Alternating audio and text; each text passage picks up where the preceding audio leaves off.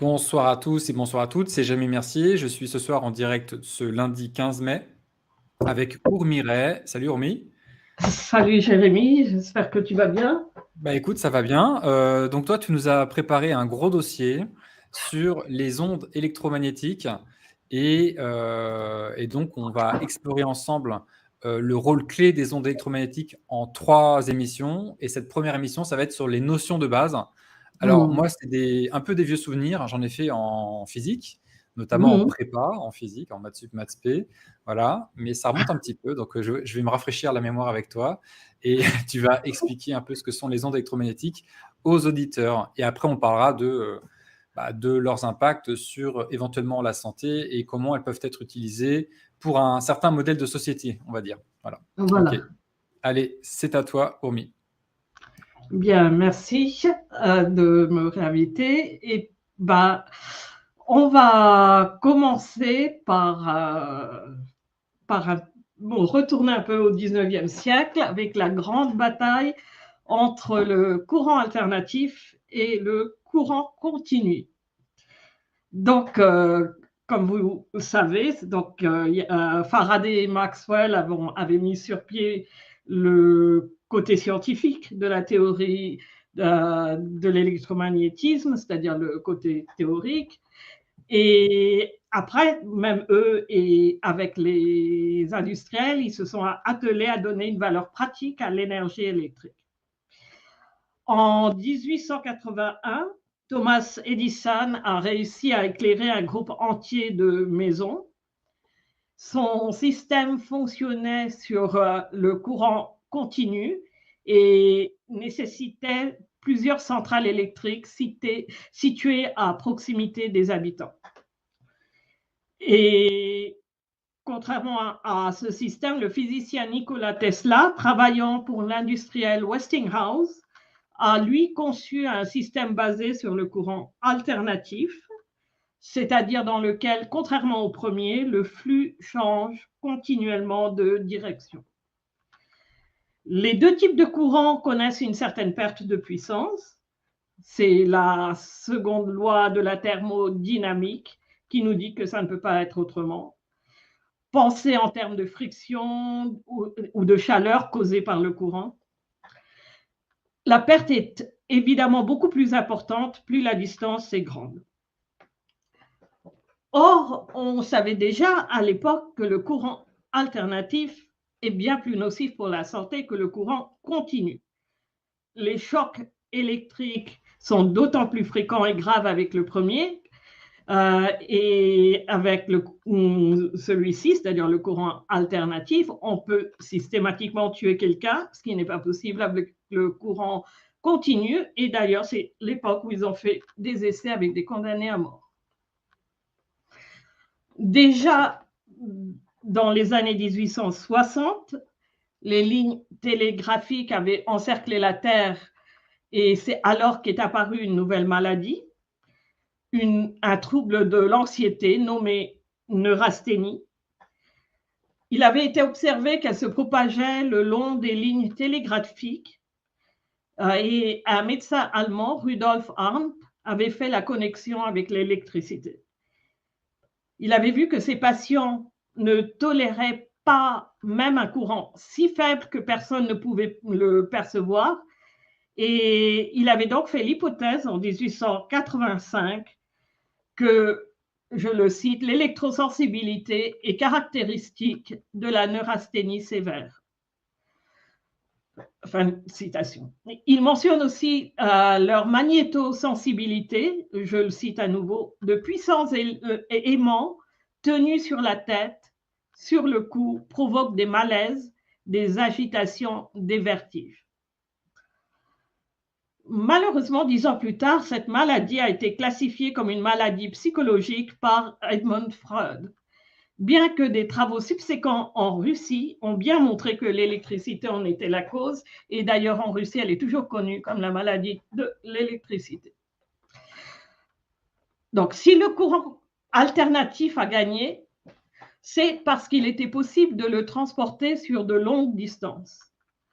La bataille entre le courant continu et le courant alternatif a été une bataille entre la centralisation et le contrôle de l'énergie, et donc le contrôle de la richesse par un petit nombre d'un côté, c'est-à-dire le côté du courant alternatif, et la décentralisation et une plus grande démocratie de l'autre, c'est-à-dire le côté du courant continu. Ça a aussi été la victoire du capitalisme financier qui nécessite la centralisation sur un monde où primait encore l'homme, rendu possible par un changement radical de l'objectif de la science. Jusque-là, la science et la technologie, malgré des interconnexions, étaient restées chacune à sa propre place. Le premier laboratoire de recherche dans un cadre industriel a été créé par Edison et ensuite par Westinghouse. Pour les deux, l'objectif était l'application, mais avec une différence cruciale. L'invention en tant qu'acte de création en soi n'avait que peu d'attrait pour Westinghouse, mais c'était l'état d'esprit d'Edison. Pour Edison, les technologies qu'il inventait sont toujours restées des jouets, des nouveautés destinées à stimuler l'esprit et les sens, des merveilles de ce qu'on peut faire à la nature. Pour Westinghouse, elles n'ont jamais été rien d'autre qu'utilitaires. Il était un ingénieur dans l'esprit. Et là, toutes mes excuses aux ingénieurs qui écoutent, je ne veux absolument pas faire de commentaires, mais c'est simplement pour montrer la différence d'esprit. Jusque-là, c'était l'invention pour le fait de l'invention simplement, de cette découverte, cette merveille. Et ça, c'est vraiment l'esprit d'Edison qui était beaucoup plus porté sur ça que sur le profit. Pour Westinghouse, donc qui était ingénieur dans l'esprit, c'est vraiment, il faut voir que c'est l'époque où les ingénieurs ont pris le pas sur les inventeurs. C'est ça la différence, un ingénieur et un inventeur. Être ingénieur, c'est être à l'écoute de l'économie, d'améliorations marginales qui sont économiquement significatives lorsqu'elles sont utilisées dans un contexte de marché. Je m'excuse à nouveau, je sais que je parle dans le pays où l'ingénierie prime. Donc, et dans ce qui est arrivé, c'est-à-dire que dans le modèle édisonien, le leadership gestionnaire fournissait un leadership scientifique grâce à une familiarité des travaux scientifiques et technologiques en cours et une implication personnelle dans ses travaux. C'est-à-dire que Edison gardait un contact étroit avec chaque chercheur et c'est bien pour cela qu'il connaissait les dangers du courant alternatif. Dans le modèle de Westinghouse, la recherche est subordonnée à la gestion. Les chercheurs travaillent sans s'inquiéter de la conséquence de leurs travaux, ce sont simplement des salariés et ils sont sous ordre. C'est ce modèle de capitalisme qui a perduré. Elle a débouché sur un système de l'actionnariat anonyme où la direction vise un maximum de profits sans cesse croissant, sans se soucier des conséquences de la recherche nécessaire pour cela. En d'autres termes, un capitalisme dont le but n'est pas seulement le profit, mais sa maximisation, était désormais en place. L'influence exercée sur la science dans son ensemble, même au sein des institutions académiques, c'est-à-dire les universités, a été énorme. Certes, il y a eu des voix dissidentes, comme à chaque étape depuis cette époque, et au sein de la communauté scientifique. L'une des plus grandes voix qui s'est élevée contre la nouvelle culture qui s'installait a été Faraday, l'un des plus grands physiciens de l'électromagnétisme. Il était motivé par son rejet de l'accumulation de la richesse et il a refusé notamment à être anobli. Mais aucun des dissidents n'a été entendu. La science a été transformée en une activité productrice de richesse. Les notions de propriété intellectuelle et de brevet ont été élaborées à cette période. Et Westinghouse, d'ailleurs, n'hésitait pas à acheter les inventions des autres et à les breveter en son nom. Cette culture de brevet a aussi commencé à être activement exploitée par les scientifiques. Et donc, en conséquence, la valeur d'un travail scientifique était désormais déterminée par la quantité d'argent qu'il génère. Ce n'est pas que la science est en deçà ou au-delà de l'argent. Elle n'a simplement aucun rapport avec l'argent. Ainsi, le choix d'un critère inapproprié pour la science a ouvert la voie à sa déformation, à la pseudoscience nécessaire au capitalisme financier. Et d'ailleurs, Jérémy, ça serait bien plus tard un jour de faire une émission sur la propriété intellectuelle parce que c'est vraiment légalement la loi qui a permis le changement. La victoire du courant alternatif a donc ouvert la voie au monde d'aujourd'hui, celui que nous vivons. Et pour comprendre donc pourquoi le courant alternatif est dangereux ou plus dangereux, disons, pourquoi les ondes électromagnétiques artificielles sont, pour certaines d'entre elles ou la plupart, délétères, il nous faut tout d'abord revenir à des notions de base. Donc, revenons à quelques notions biophysiques de base. Donc, on va d'abord commencer avec la physique. Ça sera, pour ceux qui connaissent le sujet, je m'excuse, ça sera vraiment retourner un peu à l'école ou en première année d'université. Donc, parlons tout d'abord, bon, ben, tu peux montrer, peut-être montrer le début de la diapo tout en haut. Oui. Donc, on va parler d'énergie et de travail. Donc, lorsque deux objets interagissent, bien sûr, ils exercent mutuellement une force l'une sur l'autre. Et si une force déplace quelque chose, il y a travail. En d'autres termes, si la force appliquée reste constante, le travail produit et la composante de la force dans la direction du déplacement multipliée par la distance parcourue. Donc, même si la force et la distance sont des notions vectorielles, c'est-à-dire ayant une quantité et une direction, le travail est un scalaire. Le travail n'a pas de direction. Il reste le même, quel que soit notre point d'observation, c'est-à-dire quelle que soit la transformation symétrique ou la rotation appliquée au système. En mathématiques, on parle de produit scalaire de deux vecteurs. Donc, si W est le travail, on écrit souvent W pour work en anglais, égale Fx, où F est la force et X est la force dans la direction du déplacement et X est la distance parcourue. Maintenant, la différence entre le travail et l'énergie est un peu plus subtile, c'est-à-dire que le travail n'est pas vraiment l'énergie en tant que telle.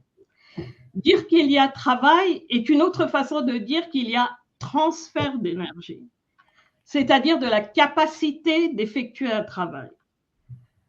L'énergie transférée par le travail mène à un accroissement ou à un décroissement de l'énergie interne des objets qui se transfèrent leur énergie entre elles.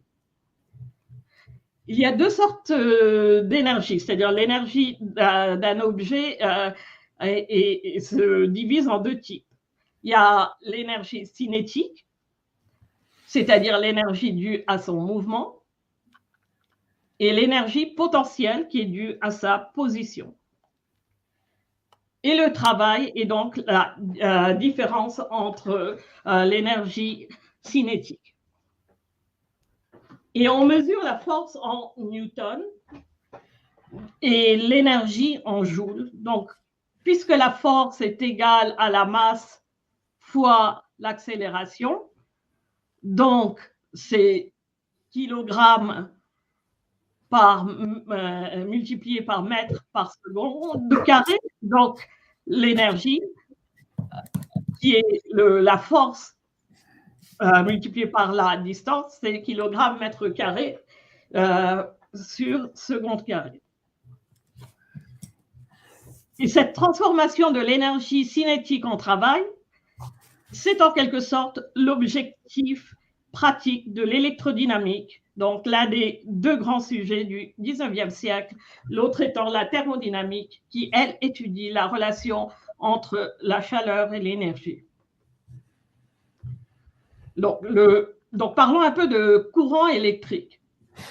Donc, dans toutes les civilisations anciennes, on avait observé que l'ambre, après friction, avec de la soie par exemple, attire des choses légères telles que des graines de moutarde. Et à la fin du XVIIIe siècle, Luigi Galvani a fait des expériences qui ont montré que les muscles d'une grenouille se contractaient sous l'effet de l'électricité par l'intermédiaire de deux tiges en métal. Pour lui, il s'agissait d'électricité générée par le cerveau et stockée dans les muscles qui étaient déchargés par le circuit métallique. Ça a d'abord fait croire que l'électricité était la force vitale, d'où le roman Frankenstein de Mary Shelley, qui est directement basé sur les travaux de Galvani. Mais Volta a rapidement montré, donc un autre Italien, il faut savoir que l'école de physique, physico-mathématique italienne a toujours été extrêmement forte.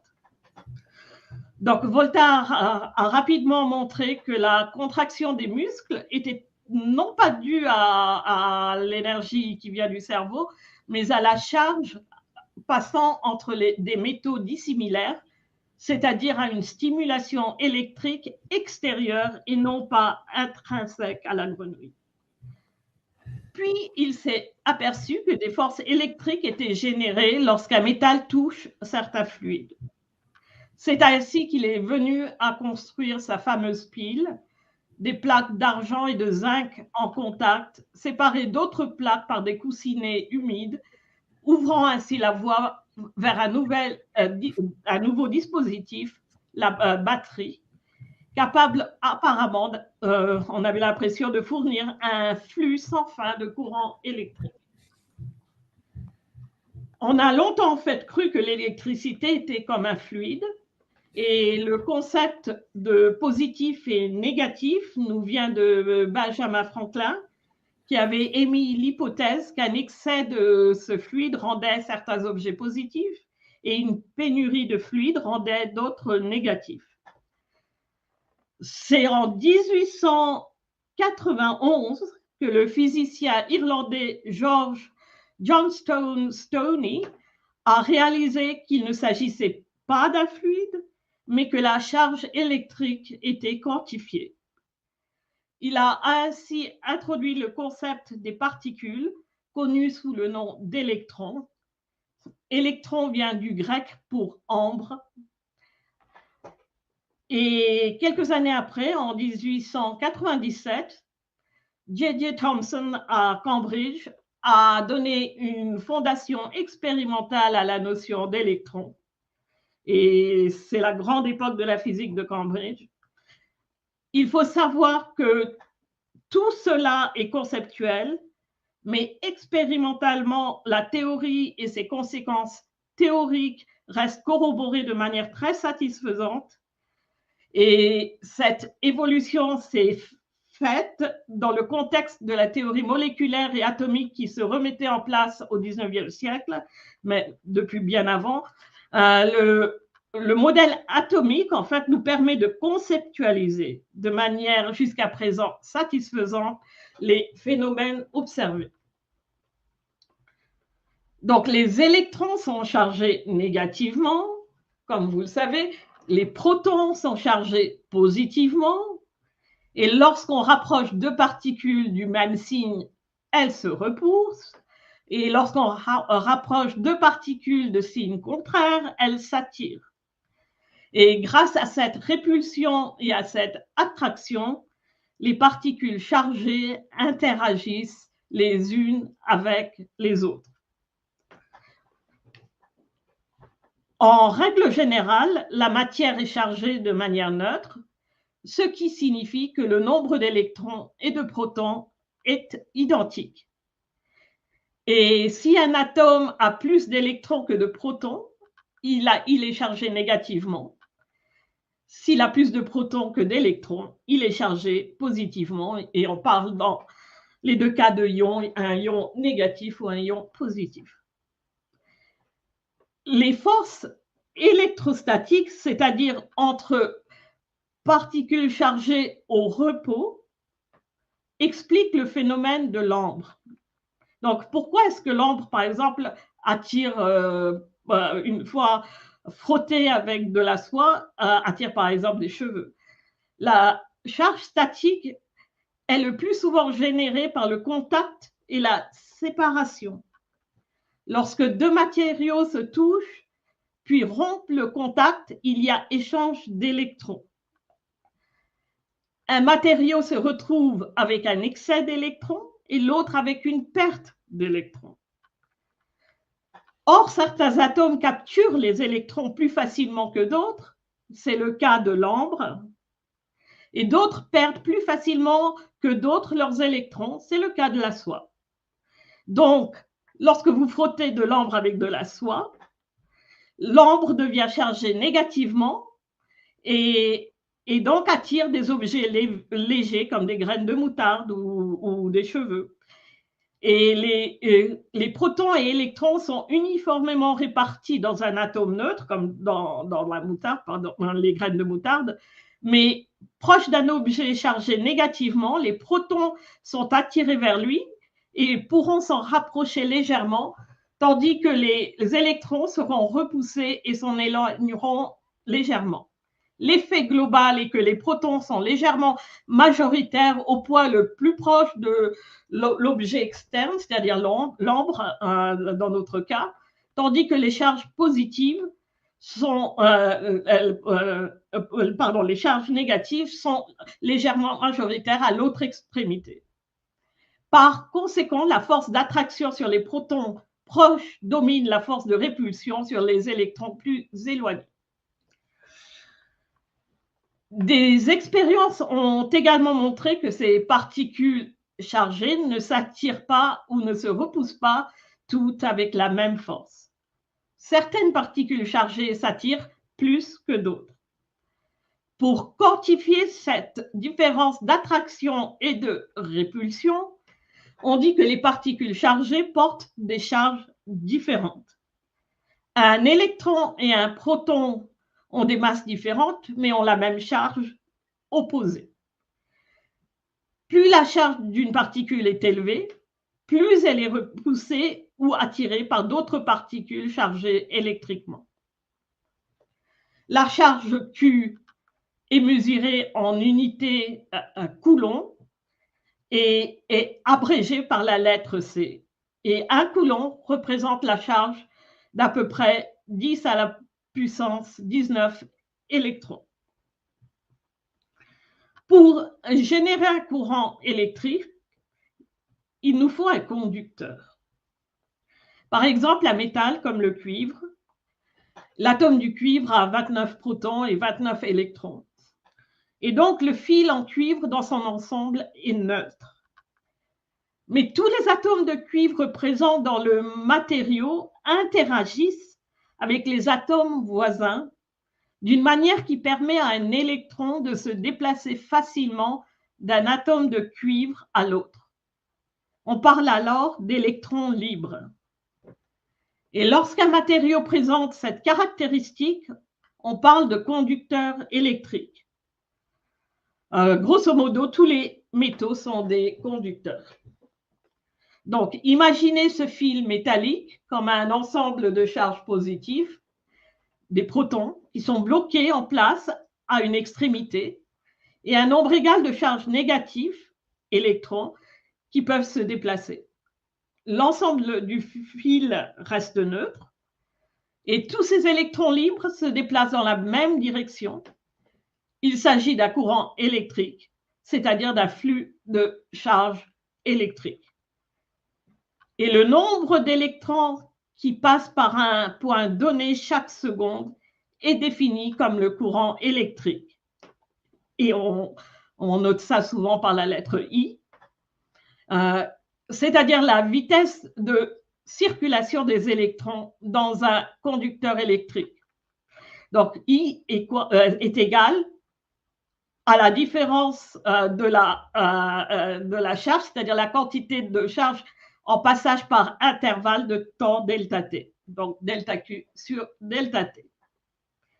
Et on mesure le courant par l'unité de l'ampère, c'est-à-dire 1 ampère et 1 coulomb de charge électrique passant par un point donné par seconde. Donc, c'est par seconde. On dit que le courant est direct si le courant reste constant et sa direction reste la même. La puissance P, c'est-à-dire, donc la puissance est la quantité d'énergie qu'un appareil électrique, par exemple, pensez à une lampe, consomme par seconde de fonctionnement. Elle est mesurée en watts, donc c'est l'énergie par seconde, donc c'est des joules par seconde. Donc le watt est égal à des joules par seconde. Un travail est produit pour déplacer une charge d'un point à un autre, et ce travail change l'énergie du système. Cette différence d'énergie entre 2 points par unité de charge est ce qu'on appelle la tension, c'est-à-dire l'énergie par unité de charge. Donc, la tension V est égale à l'énergie potentielle par la charge Q. Et 1 volt transmet 1 joule d'énergie par coulomb de charge qui le traverse.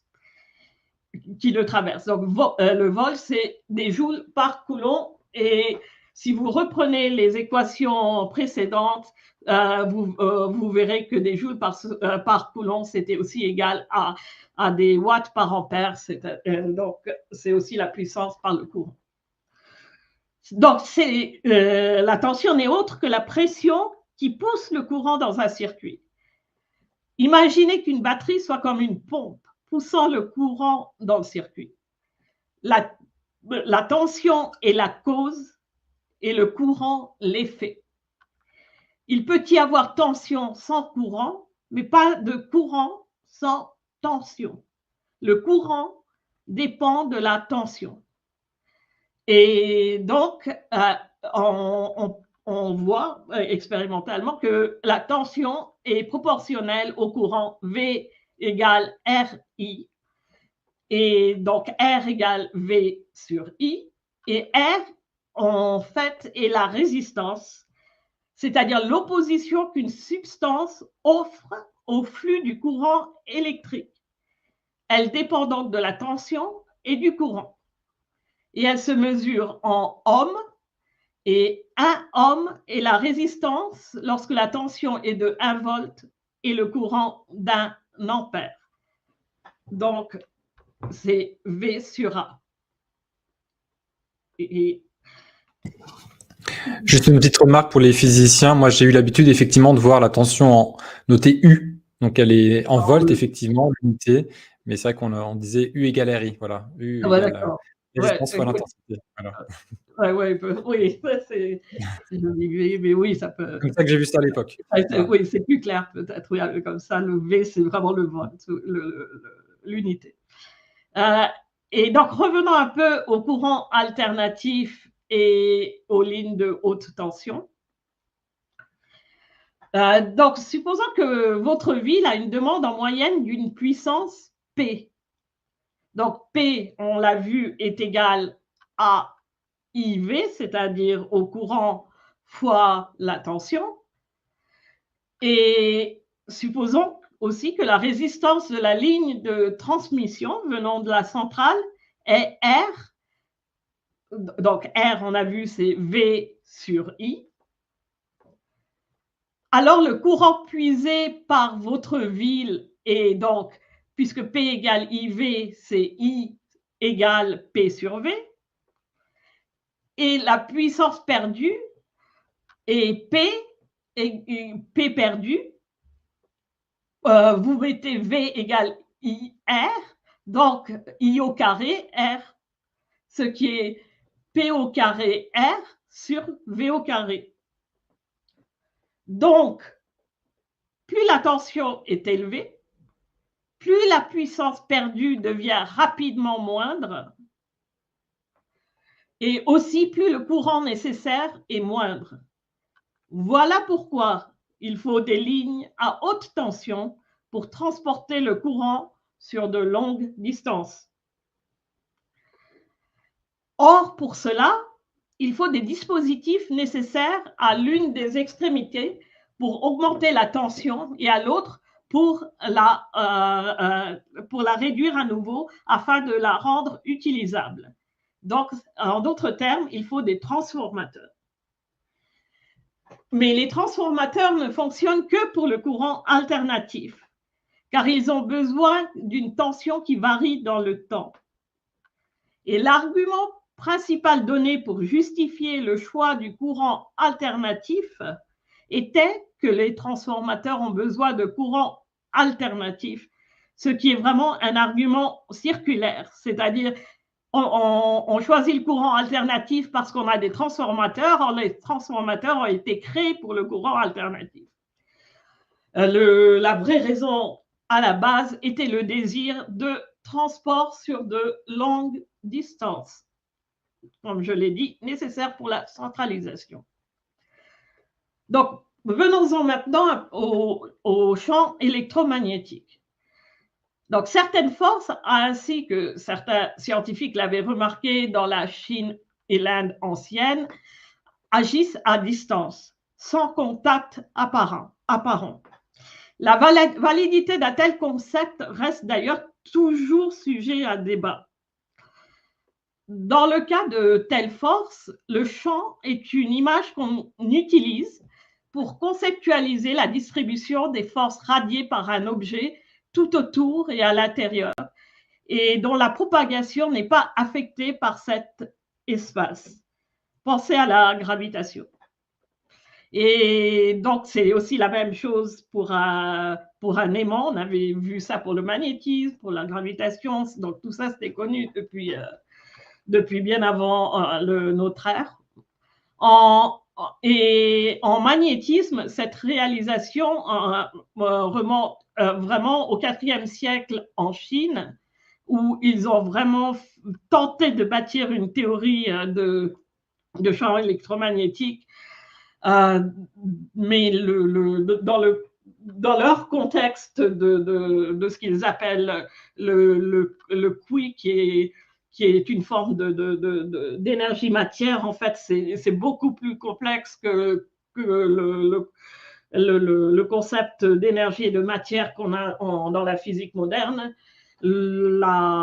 L'énergie et la matière vont bien plus loin que les concepts que nous avons, et pour vraiment les comprendre, il faut avoir vraiment grandi avec la langue chinoise comme langue d'origine.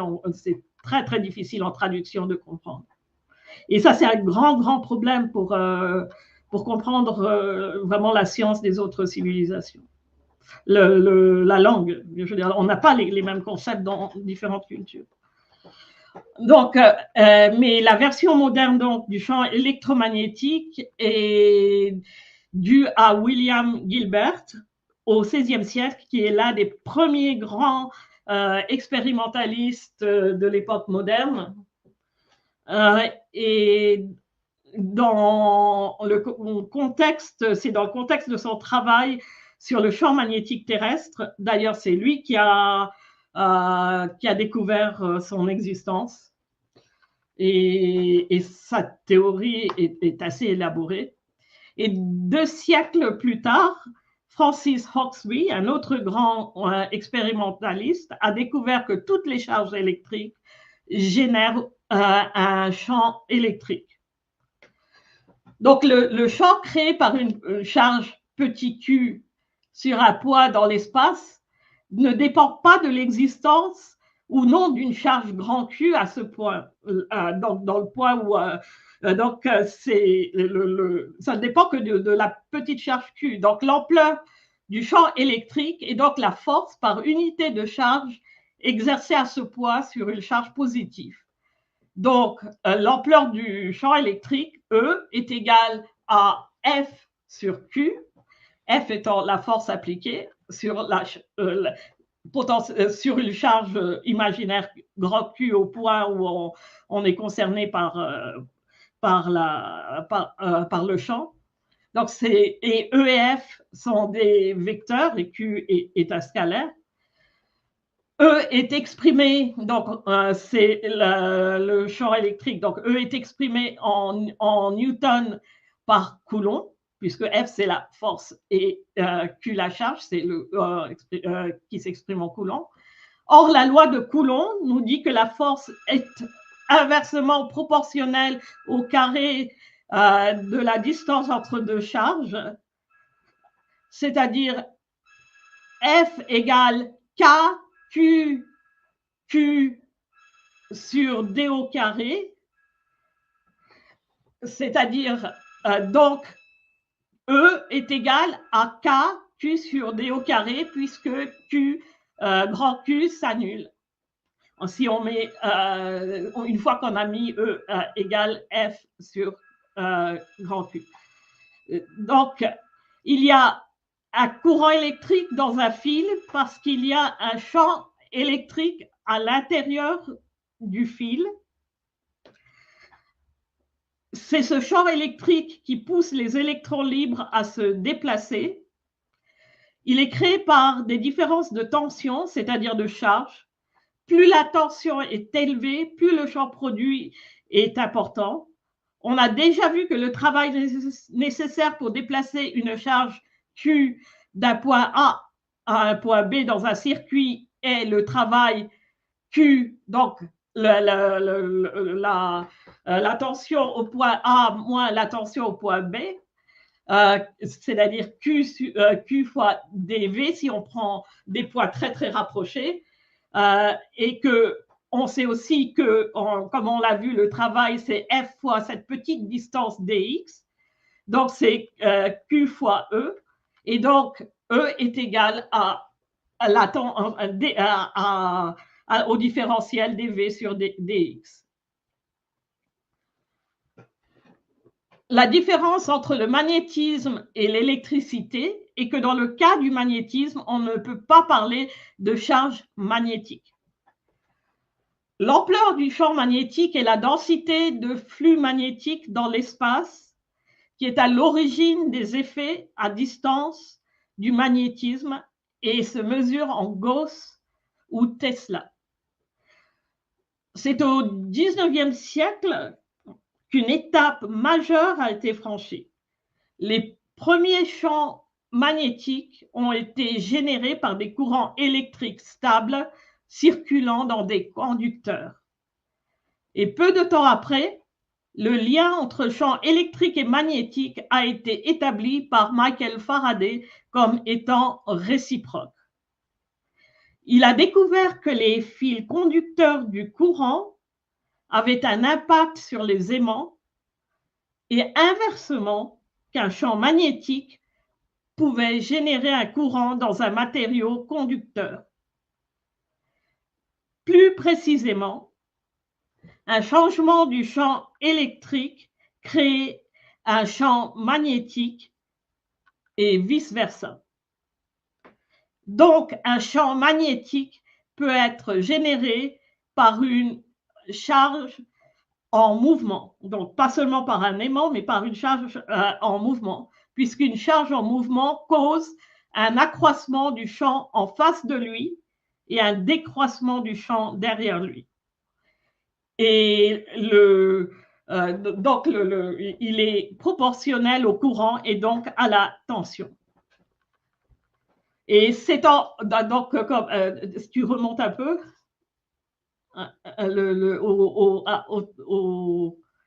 oui, un peu à l'image d'avant. Voilà, donc pour des forces électrostatiques, lorsque les champs sont électrostatiques, on a des champs électriques et magnétiques qui sont perpendiculaires les uns aux autres.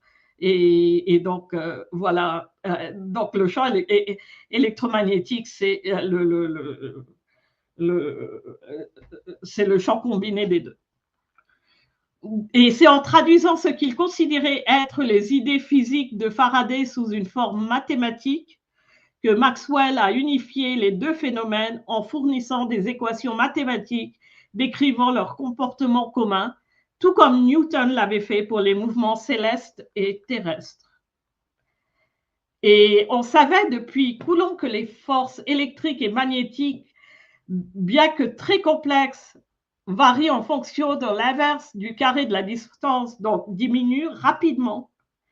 Or, ce que les équations de Maxwell impliquent, c'est qu'une partie des champs électriques et magnétiques s'atténue bien plus lentement avec la distance, et donc pas du tout à la distance au carré, mais bien plus lentement. Et donc, les courants électriques à un endroit peuvent affecter des charges très éloignées. Et il a ainsi prédit les effets qui nous sont familiers, les ondes radio, les radars, etc. Et comme je l'ai dit, le terme champ décrit la distribution spatiale d'une force sans contact. Il nous permet de conceptualiser l'ampleur et la direction de la force exercée en un point donné, qu'il y ait ou non un objet en ce point. Il s'agit donc de transport d'énergie. L'énergie est transportée par les ondes sans qu'il y ait de particules transportées d'un point à un autre. Plus précisément, le terme onde décrit la propagation d'un champ dans l'espace. Et le terme rayonnement décrit le transport d'énergie. Mais bon, ces termes sont souvent utilisés comme synonymes les uns des autres. Les ondes électromagnétiques sont la composée, comme je disais, de l'onde électrique et de l'onde magnétique, dont l'exemple le plus simple est celui donné ici, d'ondes mutuellement perpendiculaires. Et c'est-à-dire dont l'amplitude et la direction ne varient pas avec le temps. Les ondes électromagnétiques sont transversales, c'est-à-dire les particules du médium, s'il y a des particules, sont déplacées dans une direction perpendiculaire à la direction du transport d'énergie. L'amplitude de l'onde est le déplacement maximal d'une particule du médium de sa position de repos. Donc, la distance de sa position de repos, donc ça serait d'ici à ici, donc la distance de sa position de repos jusqu'à la crête ou le creux, ce qui revient au même. Plus le champ électromagnétique et maintenant si tu montres l'autre diapo. Oui, donc l'ampleur, c'est l'amplitude, c'est ça. Donc, c'est l'amplitude de l'onde, c'est donc de la position de repos de la particule jusqu'au maximum où il peut aller, grâce au champ magnétique, électromagnétique appliqué. Plus le champ électromagnétique est fort, plus il peut fournir de travail, et donc plus l'énergie transportée est grande, et plus l'amplitude sera élevée. En fait, l'énergie et donc l'ampleur du champ est proportionnelle au carré de l'amplitude de l'onde. La fréquence d'une onde est sa vitesse de propagation, c'est-à-dire le nombre de vibrations d'onde par unité de temps passant par un point donné. L'unité de mesure est le hertz et le nombre passant en un point en une seconde. Et la longueur d'onde est la distance entre deux crêtes d'onde et elle sera la même pour les creux. Plus la fréquence est moindre, plus l'amplitude est grande et vice-versa. Comme vous voyez là, à moindre fréquence, comme vous le voyez, l'amplitude doit être plus grande. Alors que pour une fréquence plus grande, l'amplitude sera plus petite. Et en fait, l'amplitude et la fréquence sont inversement proportionnelles.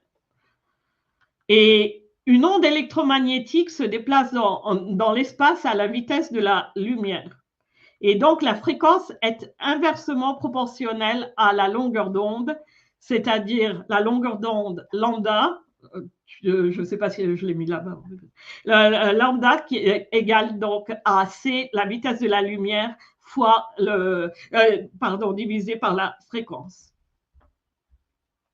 Donc, c'est tout ce qu'il y a à savoir d'un point de vue physique.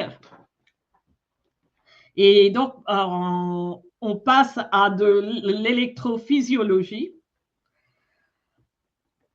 Comme on l'a vu, Volta avait bien compris que Je voulais juste faire une remarque. Effectivement, tu as dit un truc par rapport à l'amplitude et la fréquence. Il n'y a pas de rapport, je pense. Peut-être que tu as confondu la longueur d'onde et la fréquence, mais l'amplitude, je vois pas trop le rapport entre les deux. Si, c'est inversement proportionnel. La fréquence, la fréquence est inversement proportionnelle à la longueur d'onde. Oui, ça oui. Ouais. Et l'amplitude et la fréquence sont inversement proportionnelles. Je pense pas. Non, Je pense qu'il n'y a pas de rapport. L'amplitude, c'est vraiment c'est autre chose. C'est l'intensité, quoi. C'est pas pareil que. Ouais. L'amplitude, c'est cette distance. Je parle pas de l'ampleur du champ là. La longueur d'onde, c'est en horizontal et l'amplitude, c'est en vertical. Et donc, il y a une inversion entre la longueur d'onde qui est horizontale par rapport à la fréquence. Mais l'amplitude, oui. Je sais pas, je suis un peu perdu la tête, mais il me semble que, je sais pas, voilà. L'amplitude, c'est-à-dire la fréquence de l'onde, là, c'est une onde qui a une fréquence bien plus petite que la fréquence, on la voit pas sur la largeur. Oui. Après, c'est peut-être une histoire parce que je vois. C'est-à-dire que attends, je vais y revenir. Je vais y revenir. Bon, c'est pas très grave, oui, c'est l'onde la longueur d'onde est certainement inversement proportionnelle à la fréquence. À la fréquence. Et oui, la longueur d'onde ici est inversement proportionnelle, oui, à l'amplitude. Oui. Oui, pardon. Donc la longueur d'onde est inversement proportionnelle à l'amplitude. Et donc, mais il y a, oui. Donc, mais la fréquence est normalement aussi. Bon, on y reviendra. Donc, revenons à Volta. Pardon? Passons sur ce sujet. Je ne sais pas s'il est essentiel. Enfin, donc, voilà.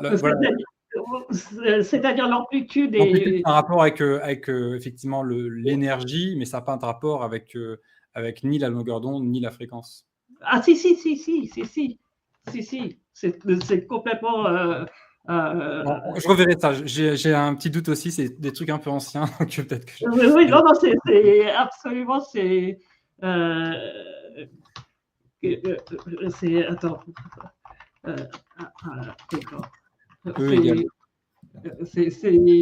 Après, c'est vrai que l'énergie, elle est proportionnelle à la fréquence. Enfin bref, bon, je sais plus. Je suis paumé là, c'est pas grave. Ah non, mais avançons sur le thème que tu as abordé après. Oui, oui, non, elle varie, la fréquence d'une oscillation varie avec l'amplitude. Donc ça. Mais donc elle est en fait. Plus la longueur d'onde est grande, plus la fréquence est petite. Oui, donc c'est proportionnel. Donc, ce que Volta avait dit, c'est que les muscles de la grenouille se contractaient s'il y avait un apport électrique extérieur apporté. Et il avait partiellement raison dans son cas, et d'ailleurs, il a continué pas mal d'expériences sur l'électrophysiologie. Et Mais Galvani n'avait pas totalement tort non plus. Et son intuition que l'électricité est inhérente au corps humain a jeté les bases de l'électrophysiologie qui traite des problèmes électriques des cellules et des tissus biologiques. Tout d'abord, il s'est rendu compte que les tissus biologiques existent dans un état de déséquilibre, c'est-à-dire qu'au repos, les tissus sont prêts à répondre à des stimuli externes en générant des signaux électriques. Et plus important encore, il a postulé que l'électricité animale résulte de l'accumulation de charges positives et négatives sur les surfaces externes et internes du muscle ou du nerf. En d'autres termes, le nerf agit comme un condensateur, c'est-à-dire un composant électronique capable de stocker des charges électriques opposées sur deux surfaces proches et isolées l'une de l'autre. Et donc, nos nerfs sont polarisés, c'est-à-dire il y a un côté positif et un côté négatif. Et c'est en 1842 qu'un autre Italien, Carlo Matteucci, a démontré expérimentalement que des courants sont générés par le tissu vivant. Et on sait depuis les années 1930 que le contenu de la cellule est protégé de l'environnement extérieur par une membrane. Et cette membrane est constituée de lipides qui créent une barrière que seules certaines substances peuvent franchir pour atteindre l'intérieur de la cellule. La membrane cellulaire ne sert pas seulement de barrière aux molécules. Les éléments de notre corps, comme le sodium, le potassium, le calcium et le magnésium, ont une charge électrique spécifique. Et ce qu'on voit, c'est qu'il y a un léger déséquilibre entre ces ions positifs et négatifs à l'intérieur et à l'extérieur de la cellule. Les cellules au repos sont chargées négativement à l'intérieur, alors que l'environnement extérieur est chargé plus positivement. Les cellules peuvent réaliser cette séparation de charge en permettant aux ions d'entrer et de sortir à travers la membrane. Et le flux de ces ions à travers la membrane cellulaire constitue les courants électriques biologiques dans ce qu'on appelle des canaux ioniques. Et lorsqu'une cellule est stimulée chimiquement ou mécaniquement, elle permet aux charges positives de pénétrer dans la cellule par ces canaux qui sont alors ouverts. L'intérieur de la cellule devient alors chargé un peu plus positivement, ce qui déclenche d'autres courants électriques qui peuvent se transformer en impulsions électriques. C'est ainsi que le système nerveux envoie des signaux dans tout le corps et au cerveau, ce qui nous permet de bouger, de penser et de ressentir. Et ces courants électriques contrôlent en fait pratiquement toutes les fonctions cellulaires et des tissus, la division et le développement cellulaire, le transport des nutriments, la guérison des traumatismes, la régénération des tissus, etc. Toute perturbation des courants électriques entraînera donc une perturbation des fonctions biologiques correspondantes. Par exemple, on sait que l'application de champs électriques statiques d'intensité similaire aux champs endogènes peut initier ou accélérer la régénération de tissus chez les mammifères et les amphibiens, ou que les champs magnétiques pulsés peuvent accélérer la guérison des fractures osseuses.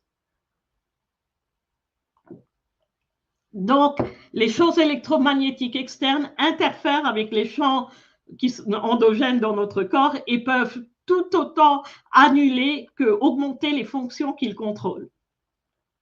Non seulement cela, mais on sait depuis peu de temps, d'après les travaux du professeur Michael Levine de Tufts University aux États-Unis, que ces champs électromagnétiques peuvent aussi causer la formation de formes et de structures. C'est-à-dire qu'il a montré en appliquant des champs électromagnétiques que l'oscillation de ces ions change et que ce changement peut produire l'apparition d'organes comme des yeux, juste là où il veut qu'il y ait des yeux, etc.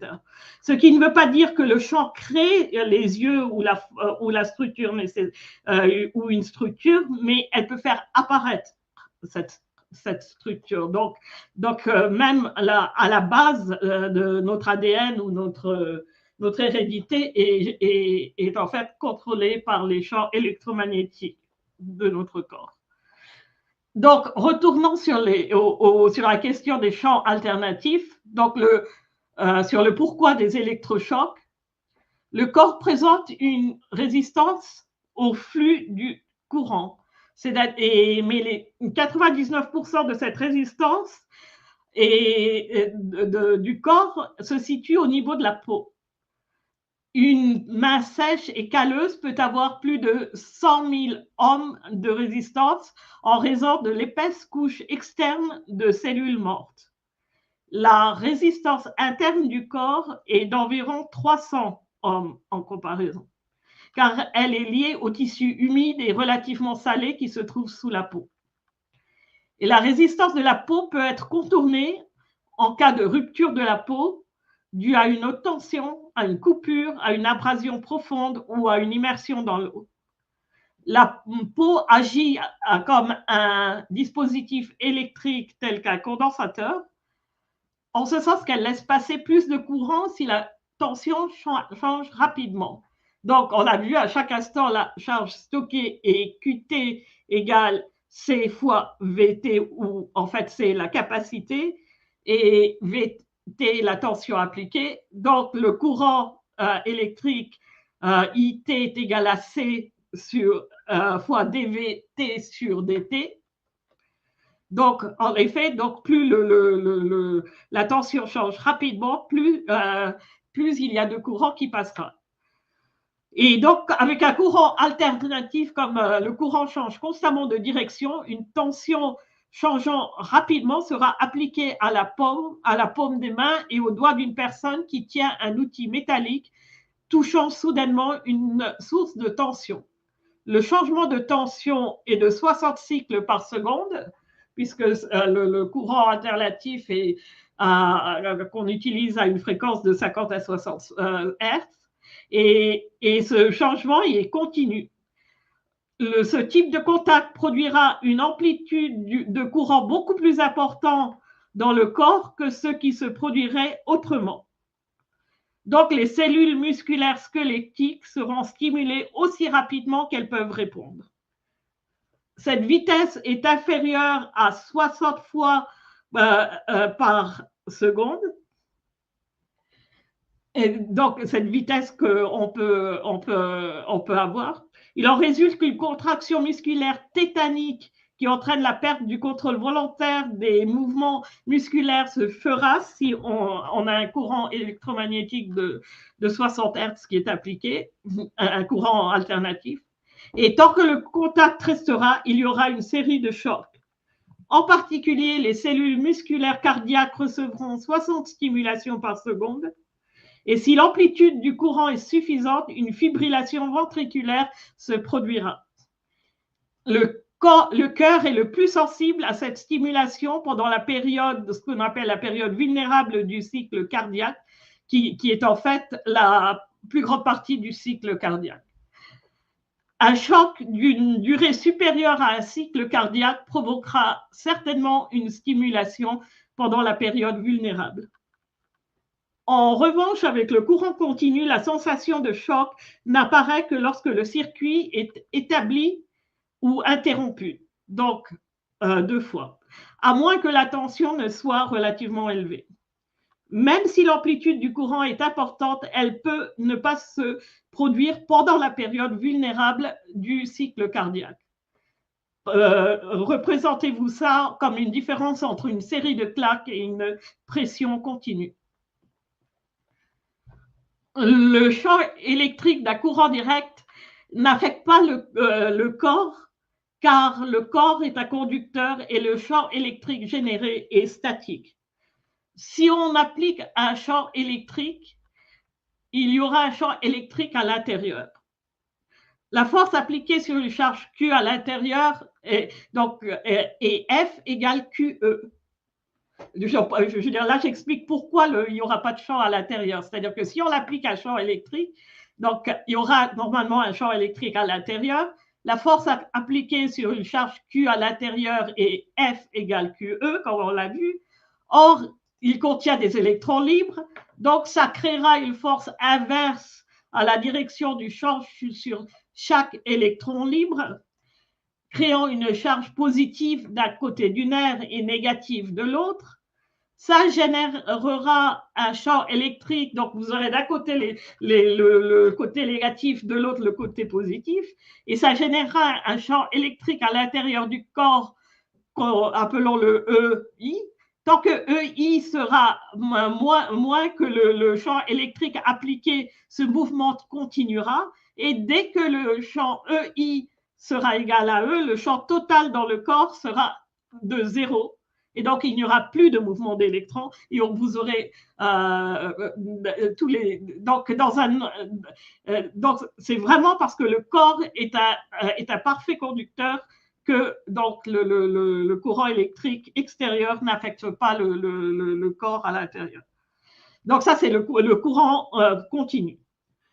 Dans un non-conducteur, ce qui se passe, c'est qu'il n'y a pas d'électrons libres, donc pas de création de champ opposé au champ appliqué de l'extérieur. Les électrons, et donc c'est vraiment parce que le corps est un conducteur. Les électrons seront dans le corps à la surface qui devient négatif, et donc ça crée un mouvement, par exemple sur les poils qui sont sur la peau. Et quant aux lignes à haute tension, la partie magnétique du champ électromagnétique a la même pénétrabilité de la chair et des os humains que l'air. On a vu que l'amplitude d'un champ magnétique est proportionnelle à la tension. L'ampleur, pas même l'amplitude, excusez-moi. L'ampleur d'un champ magnétique est proportionnelle à la tension. Et donc, dans le corps, il créera à nouveau des courants très importants. Et la partie électrique sera également grande, mais la partie électrique peut être isolée. Le problème avec les champs magnétiques, c'est qu'elles passent à travers pratiquement tout. Donc elles arrivent à votre corps, elles entrent aussi à votre corps, même s'il y a des habitations au milieu, ça ne fait pas de différence. Parce que cette perméabilité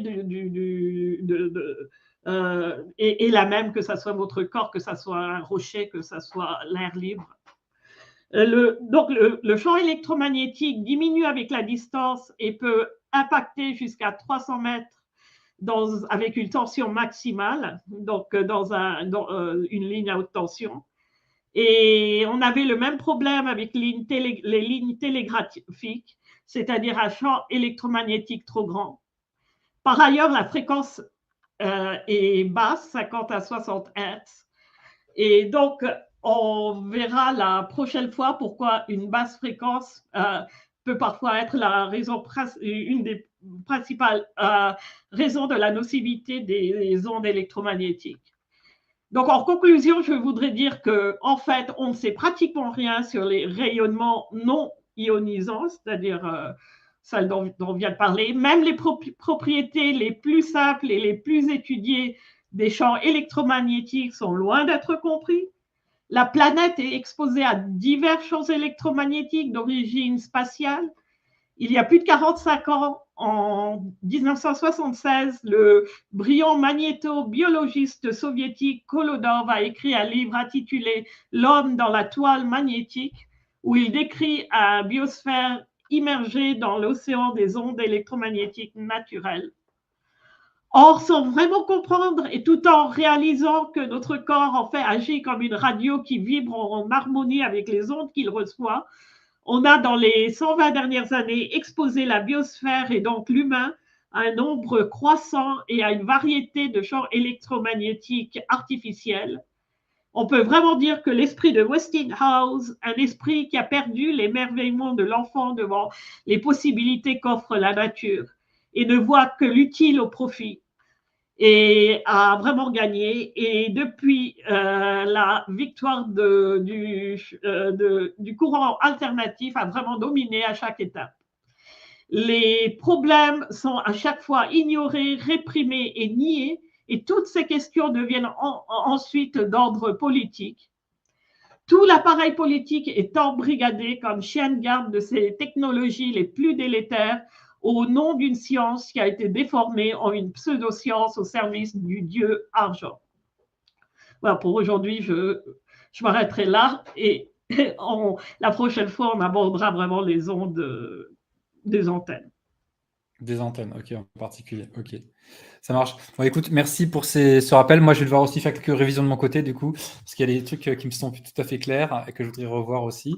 Et donc, on verra les impacts, effectivement, des antennes. Donc, cette fois, principalement sur la santé, tu veux dire, ou sur d'autres choses?